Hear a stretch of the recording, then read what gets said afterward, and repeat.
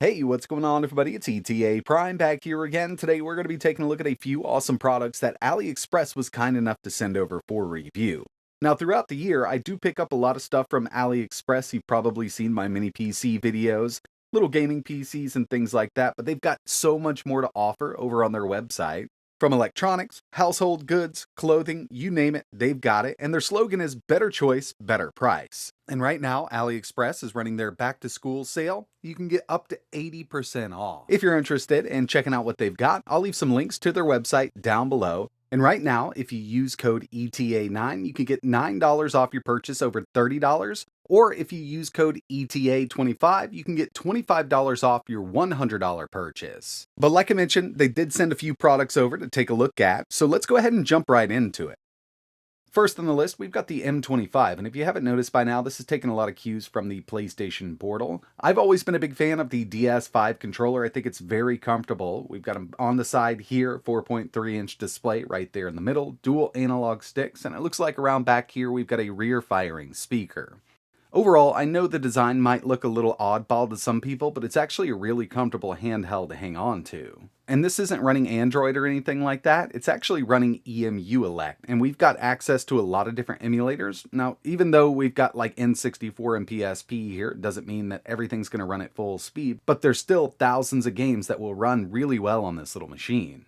This is powered by a quad-core CPU, and up top here we've got USB Type-C for power input, micro SD card slot, 3.5mm audio jack, our power button, and a mini HDMI port so you can go out to a larger display. Like I mentioned, this is running Linux. We've actually got EMU-Elect installed on this, and it's actually a pretty smooth experience. Now, EMU-Elect has been around for a little while now. It's very well optimized for these lower-end devices. And just scrolling through here, we've got Super Nintendo, Game Boy Advance, Game Boy, PC Engine, there's Dreamcast, PSP, PlayStation 1, lots of different emulators that we can run on this system. And if we press the start button over here while we're in EMU-Elect, it'll bring us into our settings menu. There's actually not much that we can change here. There's actually a lot hidden. It's kind of in kiosk mode right now, but this kind of keeps it safe for people so they don't mess up their settings. And the first thing I want to test out here is some Game Boy Advance emulation. We're going with Sonic Advance 2, and our volume buttons are actually up here at the top. Pressing start and select at the same time will bring us into our menu, and from here we can save, load, exit game. We can also change the aspect ratio from 16:9, which the screen is natively running at 16:9, or 4:3. With the CPU they opted to use here, you're going to be able to emulate these lower-end systems no problem at all. I think where the issue will arise is the higher-end stuff, like harder to emulate PSP, Dreamcast, and N64 games. But yeah, for something like Game Boy Advance, Game Boy, you want to do some PlayStation 1, which we've got going right now, it's going to run really well. And I do think that this is a pretty comfortable handheld. Again, I've always been a big fan of the PlayStation controllers, especially the DS5, and this just kind of fits right in your palm. Moving up to some Dreamcast emulation, it's definitely not perfect, but there are going to be games that run pretty decently. Here we've got Crazy Taxi 2, and I do notice some audio issues. Other than that, I mean, the game is pretty smooth, and it would be nice if we had some over-the-air updates for this. That way they could clean up all of that stuff. But unfortunately, when an update is available, you will have to reflash this manually.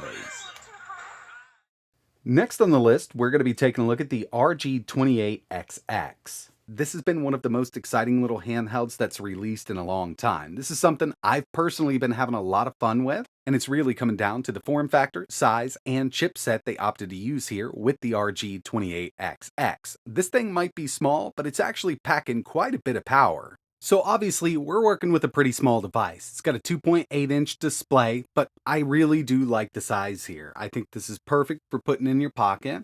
Now, I wouldn't make this my main device, but this is a great carry-around travel device that's totally capable of playing thousands and thousands of retro games. Up top here, we've got our shoulders and triggers. Obviously, with something this small, we're not going to get linear triggers, and we do kind of have to reach over for those shoulder buttons. But in reality, with a lot of the games we're going to be playing on this, we didn't need extra shoulder buttons.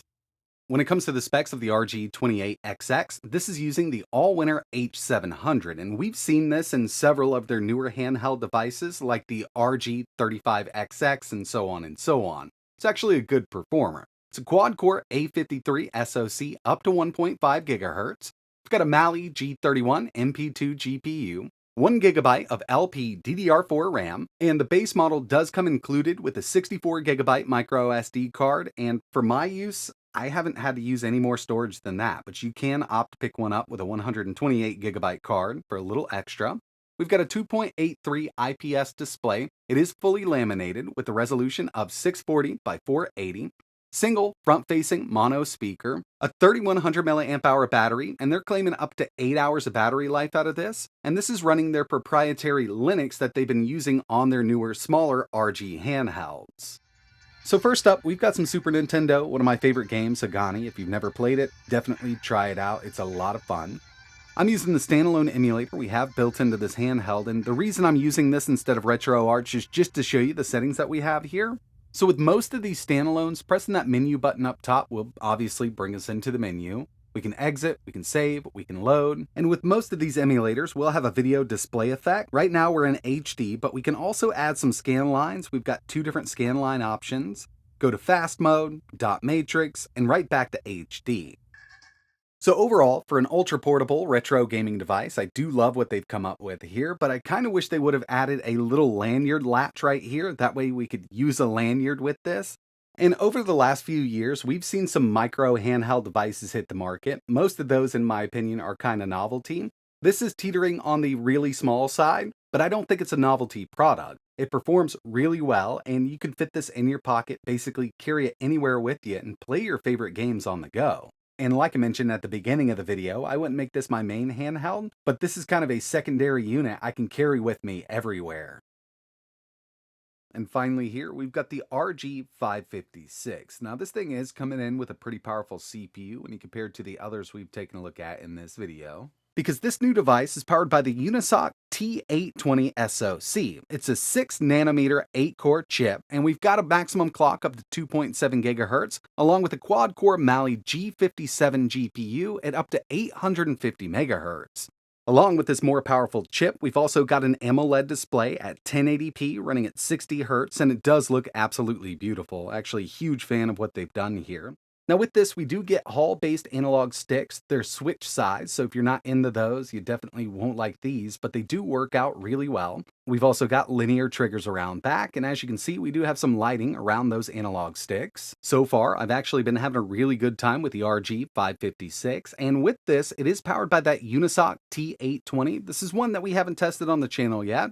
It's a 6nm octa-core ARM SoC. We've got one A76 core up to 2.7 GHz, 3 A76 cores up to 2.3, and 4 A55 cores up to 2.1. This is paired up with a quad-core Mali G57 GPU running at up to 850 MHz, 8 GB of LPDDR4X RAM, 128 GB of UFS 2.2 internal storage, plus we've got a micro SD card slot for easily expanding that storage, a 5.48-inch AMOLED display at 1080p running at 60 Hz, 402 pixels per inch, and it's 102 sRGB, so it's just a bit oversaturated. Personally, really like this screen they chose. Built-in 5 GHz Wi-Fi, Bluetooth 5.0, dual stereo speakers, 5500 mAh battery, and out of the box, this is running Android 13, and we do have OTA updates.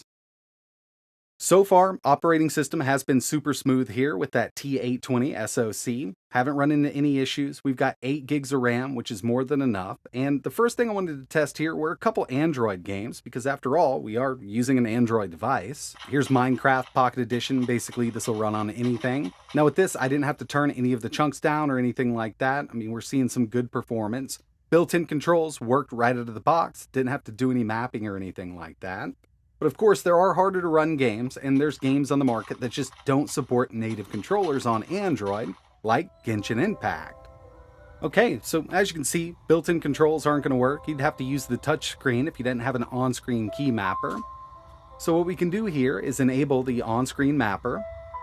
We can totally customize all of these on-screen buttons, or you can load a custom profile, like the Genshin Impact profile, which should put everything in a correct place for you. Once this is enabled, we've got the built-in controller working with Genshin Impact. And right now, we are at medium settings, 30 FPS. That's kind of the sweet spot. You could run this at very low 60 if you wanted to, but with those medium settings, we still have a little bit of fidelity here. And it actually works out quite well on this device. I was pretty surprised at how good it's running right now at medium settings. Now, of course, going up to 60 FPS totally maxed out would be nice, but you really need a powerful chip for that. PSP works flawlessly on this device. Right now, I'm using the standalone version of PPSSPP, 4X resolution with everything that I've tested except for 2 games so far ran at full speed with that Vulkan backend. When it comes to the 2 games I'm talking about, it's really the God of War series. I had to drop it down to 3X to alleviate any kind of drop frames here. When it comes down to it, this device is awesome for PSP. I mean, it definitely feels great in the hand. We've got a beautiful 1080p display. We can upscale these games. It just works out great for these, and I really do like the performance the T820 is putting out so far. Definitely one of the more powerful devices from Anbernic so far, and the RG556 is definitely a super comfortable handheld. But that's going to wrap it up for this one. Really appreciate you watching. If you're interested in picking up any of these products, I'll leave links for everything in the description. And remember, you can get $9 off your $30 purchase using code ETA9, $15 off your $60 purchase using ETA15, or $25 off your $100 purchase using ETA25. And keep in mind, they've also got their back to school sale going right now with up to 80% off. But that's it for this one. And like always, thanks for watching.